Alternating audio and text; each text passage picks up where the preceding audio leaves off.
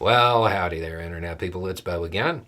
So, today we are going to talk about signaling on the foreign policy scene. We're going to talk about how that signal might be read by some, and then how it'll be read by others, and run through some of the developments that have occurred because there's been a few, and just kind of go over everything. Okay. So, what happened, right? Iran signaled.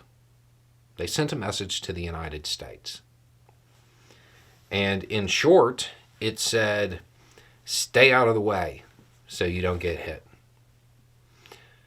Some people, undoubtedly, will take that and say, look, they're trying to push the U.S. around because they don't respect Biden and blah, blah, blah. Those people with an actual foreign policy take will probably say something along the lines of, well, what they're saying is they hit a diplomatic facility, we're going to respond, but we don't want a wider regional conflict. And that would be a pretty good read on it. My understanding is that the U.S. sent a message back saying, don't use this as a pretext to hit U.S. facilities. There might be some signaling in that as well. So it certainly appears that Iran is not looking to spark a wider regional conflict. And I know the question is, but they're always chanting and they hate the U.S. and all of that stuff. Yeah, that may be true. But contrary to the popular depiction in the United States, they are not unlearned, uneducated, or unread. If you are Iran and you're sitting at that international poker game where everybody's cheating, what have you seen the last few hands? And by that I mean the last few days when it comes to Biden and Netanyahu. Sure, they may still be sharing a pile of chips, but it doesn't appear that Biden is showing Netanyahu all of his cards right now. If you're Iran, that's in your interests. You don't want to create a situation where you push them back together. That's why.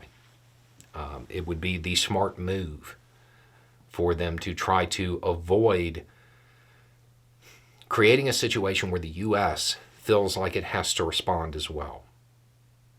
In fact, there was another little statement, something along the lines of, don't fall into Netanyahu's trap. Basically saying, we're not trying to create a situation that starts a regional conflict. Okay, so that's the signaling.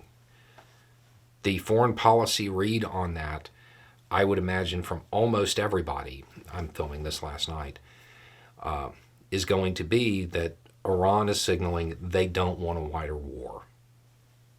And that tracks. That's kind of been their position on this. Now, the obvious question, okay, well then how are they going to respond? There's little bits of information coming out. You don't really know. If I had to guess, drones launched from outside of Iran. So they have a little bit of deniability, just like the strike they're responding to.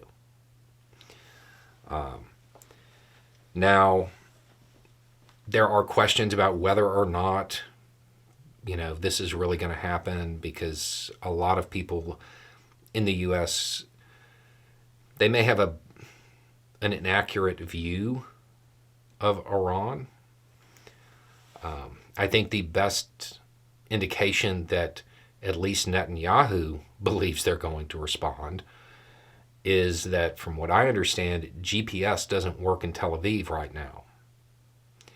That's a clear indication that they believe there's going to be a response. So Iran has to calculate, and they have to try to figure out what is going to be viewed as an acceptable proportional response. That's what things hinge on, really.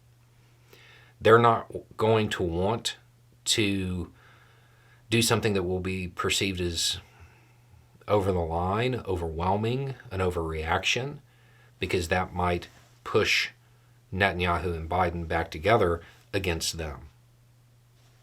So it's all up to how they make that calculation and whether or not they're good at it. And then if it occurs, then we all have to wait and see what Netanyahu does. That's how things are shaping up at the moment. I imagine there will be more developments by the time y'all watch this or shortly after. Anyway, it's just a thought. Y'all have a good day.